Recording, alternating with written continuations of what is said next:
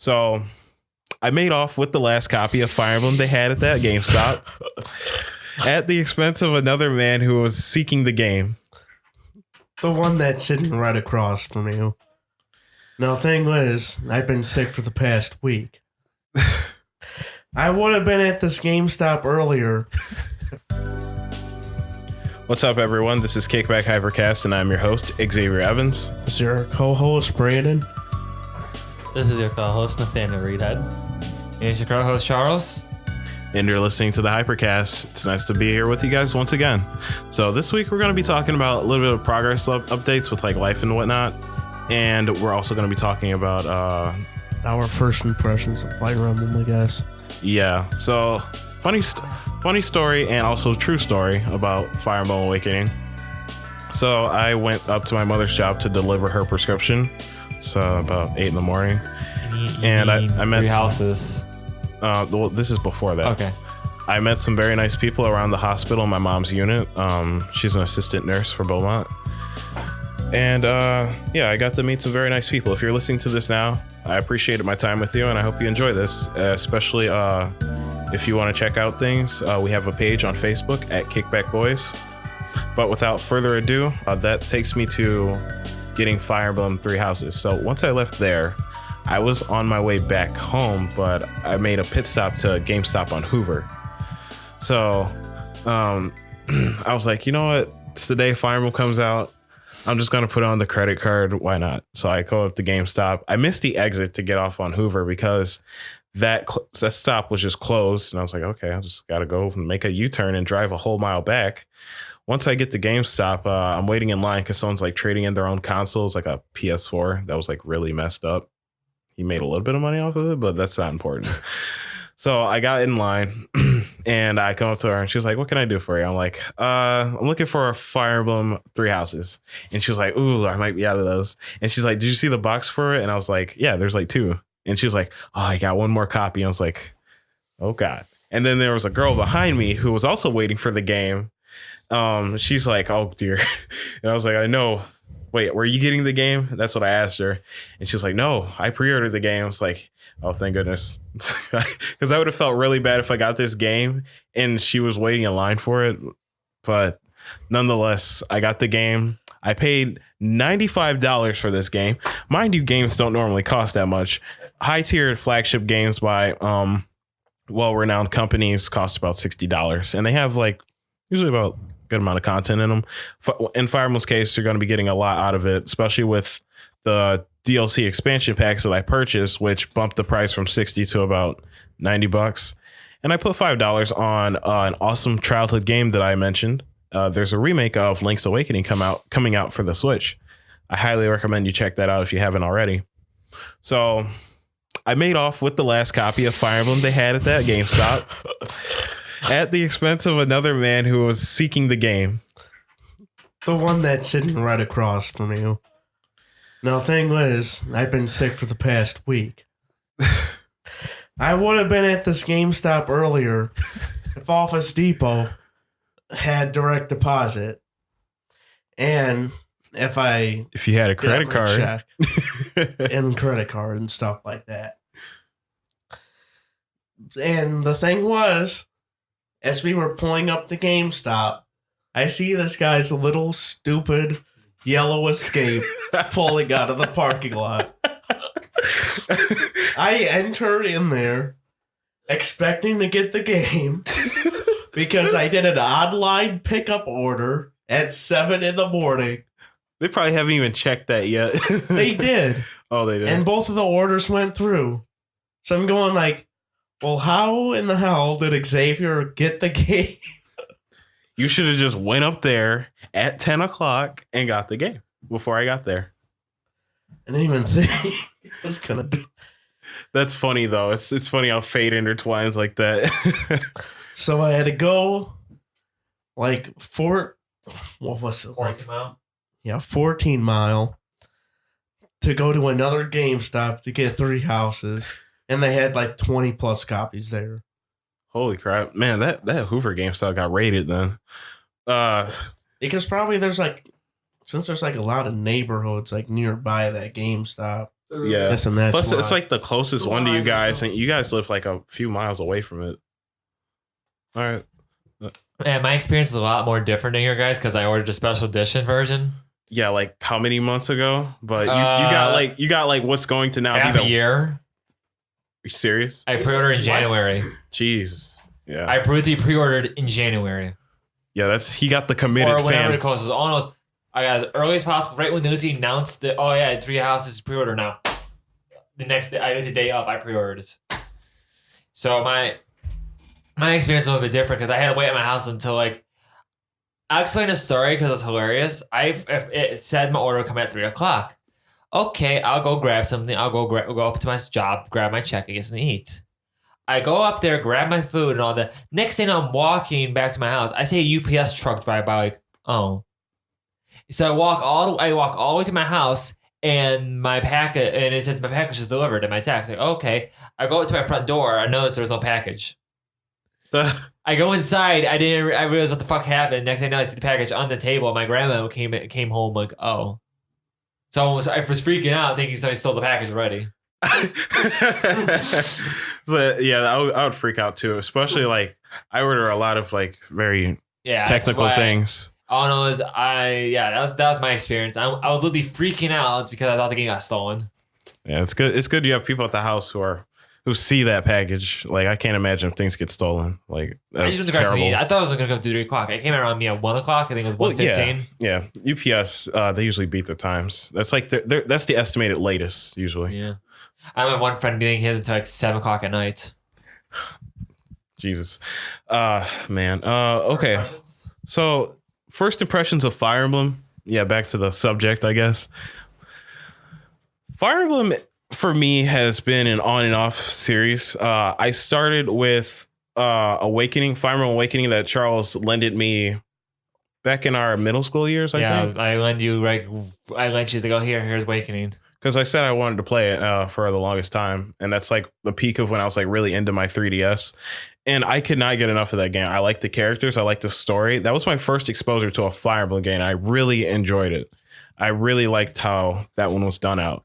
If you like, what'd you call it? Medieval times it's based on? It's medieval times because nobody's using guns and all that. Nobody's like, using guns or like machine guns or tanks. It's just medieval. Yeah, it's just swords, axes, spears, nobles, commoners, and all that. Well, yeah, Three Houses seems to be based off of Three Houses European takes that English. Takes that to the Whereas, max. what was the one with Hosedo and shit? That'd be Fates. Fates, yeah, that was more Japanese based. Or yeah. Yeah, I would agree. Fates is a lot more Japanese inspired because they had katanas, they had shurikens, ninjas, samurai. Yeah, master ninja, like they're the spies. So, going back to Fire Emblem Three Houses, like Awakening was my first exposure, and after that, on a legitimate means of playing Game Boy games, I played Fire Emblem 7 with Lynn and Ellie Wood and all those nice people. And Dude, best girl. Playing a very old Fire Emblem game is like playing hard mode on Fire Emblem because you don't have all the safety nets that you have in the newer games. But that aside, coming to the new Fire Emblem, this is the first time, by the way, that I've actually purchased my own Fire Emblem game, and I spent $100 on it. And it feels worth it. You can ask these witnesses in front of me. I have been sucked into the game since the moment I put it in my Switch. As soon as I put it in my Switch, I swear 10 minutes passed and it was already sunset. Ever since the game dropped, you guys have talked about nothing but Fire Emblems. I don't Discord, play Fire Emblem games, so I can't like. The Discord chat is nothing but Fire Emblem right now. It's nothing but Fire Emblem, and I'm sitting in the corner like I can't relate. I don't even own a damn Switch. I'm so confused. We need to fund Nathaniel Switch. I already showed him a guy. I buying a second Switch right now. Yeah, I guess there's some people selling secondhand Switches. If anyone wants a Wii U used with a bunch of games on it, I have Hyrule Warriors on it. So, but yeah, back to the first questions. So Fire Emblem, when I first put the game in, the first thing that caught my eye was the art style and seeing this game on a TV. I have only played Fire Emblem on handheld systems. The game looks gorgeous, and the beginning cutscene, that war between these ancient entities, this queen, I believe, and then there's Nemesis, Goddess. the goddess, the so-called goddess, and Like, oh hey, and Nemesis engaging in this fierce battle. I actually have the art book right there. It just reminded me like why I love Fire Emblem. These battles and these ancient like mysteries and lore and how they affect their respective worlds. Fire Emblem's like an awesome place. So I'm gonna start getting into the nitty gritty of what I think of Fire Emblem. Fire Emblem is essentially a waifu war. If you're not chasing what you deem best character, you're usually you're probably invested into the story. So in me and Charles's cases, we are working our arses off to get the best affinity, aka social rankings with our favorite characters. I'm getting bullied by these two for picking Golden Deer. So I'm not bullying them at all, actually. Okay, look. So there's 3 houses in 3 houses, obviously. No, there's 4. So there's the Black Eagle, there's the Golden Deer, and then there's Blue Lions. So I chose Black Eagles because You want to get into Edelgard's pants. I am a committed man to Edelgard. Thank you very much, Brandon. You chose Golden Deer. And Charles. I chose Black Eagle just because I just didn't like the house to begin with. I only like Burdette, and it's the only character I actually liked from the house. And it's like I just want to know. I want to get done. I want to get rid of Black Eagle. Like, no, I'm not marrying Burdette. No, he doesn't want her. Charles cannot stop talking about Rhea. She's Archbishop, but I'll call her the Pope because she's second the highest ranking person. You're getting the Pope's pants. What's wrong with you? This is pretty much Fire Emblem once you get past all the awesome fighting and stories and dragons. It's just you fighting for best wife or husband. It's really up to you. Is it bad? Every support she does with you is always in her room, just between the two of you, with nobody else in the room. I hope you play this game in your room with headphones on. Talk about 7 minutes in heaven. Well, in the Switch's case, 3 hours in heaven because that's the most hours I got off the battery. But yeah, what do you think of hard mode so far? It's pretty much reminds me of all the other hard modes of all the games. Because usually when I first play Awakening, I play a beginner mode. Not bad. Put on hard mode. Okay, it's a little more. I have to play a little smarter. But after then Fates came around, I did the same thing. And honestly, it's not as bad because after Fates happened, I really want to get into because I got Awakening first. I played the hell out of Awakening. I then I at first I just didn't know much about the other games. I just started getting Fire Up as Awakening came out because I seen Awakening, looked at it interesting, bought it, and it's like next I'm getting the Fates. I got very interested. Fates kind of ticked me off, but that's a different story for another day. But that game got me into one. Actually, I sat down one day and played all the Fire Emblem games. Yeah. One thing is this hard mode for 3 houses isn't bad because I played all the games already. I know I just don't like permadeath. Now, would you find this to be a more balanced hard mode, or did you notice any crazy spikes? It's more balanced. The only time it gets crazy is if you go through the main quest without grinding. You have to take at least 1 week out of your month to at least go to a map and then make sure everybody's at least similar level. Even on normal mode, you have to, because I got even with grinding, I got massacred by Death Knight. Oh, what? Literally, the quest said either kill Death Knight or kill all the mercenaries. I killed Death Knight. Oh yeah, by the way, hard mode, Death Knight kills all your characters. Anyways, wait. Yeah, Death Knight insta kills all your characters no matter what. Wait, we're talking about the same one, right? The second appearance? The second appearance. Yeah, second appearance. Yeah. He literally insta kills all your characters in hard mode. Yeah. I had to get really, really creative with how I beat him. I had to stay ranged as far as humanly possible, because if I was ranged and I was still near him, he would have just one shot at me with. No, for certain distant counter works different in that mode. I like to use Burdette and had like, Hawkeye mode. This should be the Hawkeye. It shouldn't have a problem. He could counter check her Hawkeye from 5 spaces away. Like, She was the one I was using to Yeah, in hard mode, weaken him a little bit. In hard And mode, he can counter you no matter what. yeah. So getting back to Fire Emblem as a whole, you can take your units and units are the people that you build these relationships with and fight alongside. They could be spear wielders, axe wielders, sword wielders, archers, and these people you build very real connections with, and they can fall in battle. I choose not to play with. I choose to play with permadeath on, But then you because suffer anyways. I like that feeling of reality in the game. Some things can be taken from you, and you have to learn from those consequences. But then you. Yeah, that's just my philosophy on playing the game. I've always played with permadeath on. The reason why I didn't play permadeath because I want to play these games, enjoy the characters. I don't want them just dying off. Right? I'm like, oh, he's dead. Well, you're playing on hard mode. That's like a double negative right there. And the problem is after playing all the Fire Emblem games, I just don't want to do permadeath anymore. It just got my nerves because it was mostly just me grinding off on a map until all my characters are just decent enough level. So for me, that gives me a sense of reality. Like, we're not strong enough to do this. We need to work harder if we want to keep each other. No, I want a balance between grind and fun. I don't want to grind my ass off until I'm over leveled and kill everything for the next 3 maps without a problem.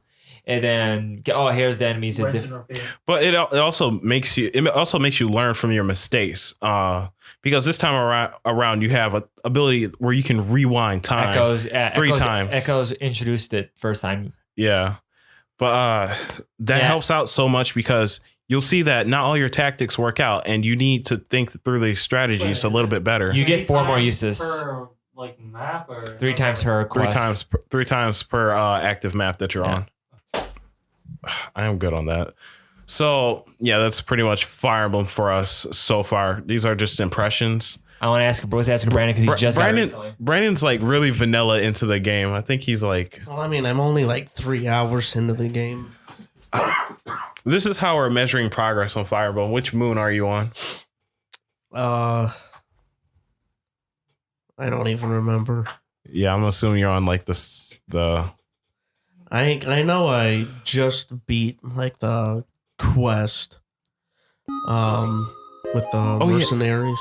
Guys, not the bandits, I mean. When you gave students. When you gave Sothis your birthday, did she say she had the same birthday?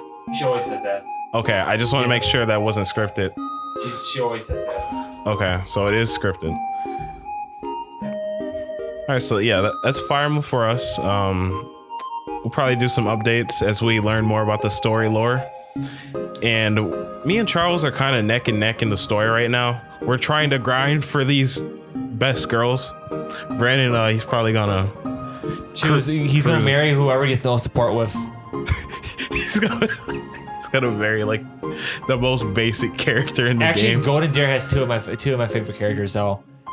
He could end up with those. Like I like you know. This is your favorite. Marriott, the blue-haired girl who's like really shy, doesn't like to fight. She's actually a reference to Echo. She's a reference to Rena and Berkut from Echoes because she looks just like Rena and she's proficient with everything they're proficient with. So I was like, I always make jokes. My headcanon is that's their daughter. I'm sorry. And whose father? Larsha, Lystha. What, the tiny Lolly, the youngest girl. Oh no. Do not call girls lollies on this podcast. She's 13 or something. She's young. Please don't use that anime lingo here, please. This is my holy sanctuary. Don't do that. Oh, this place ain't holy anymore. You got us to the hell. It'll remain a holy sanctuary as long as I am here. Well, then I also started Marvel's Ultimate Alliance 3. Which I enjoy that. I think I'm about 3 hours. Hold on. I'm leaving a note so I can add crickets when you said that. No, I'm interested. I want fucking Moon Knight. Moon Knight. Sounds like someone who fights under the moon. Okay, all right. Moving on. Well, yeah, this is going to be its own separate little episode, which are our impressions. And yeah, it's just our impressions on Fire Emblem. Hope you guys enjoy. This is a Hypercast signing out. This is going to be one of our shorter episodes, and you can catch us on the next episode where we talk about life and progress updates on what we've been doing. We'll see you guys next time on Kickback Hypercast. See ya. Bye. Well, yeah, short.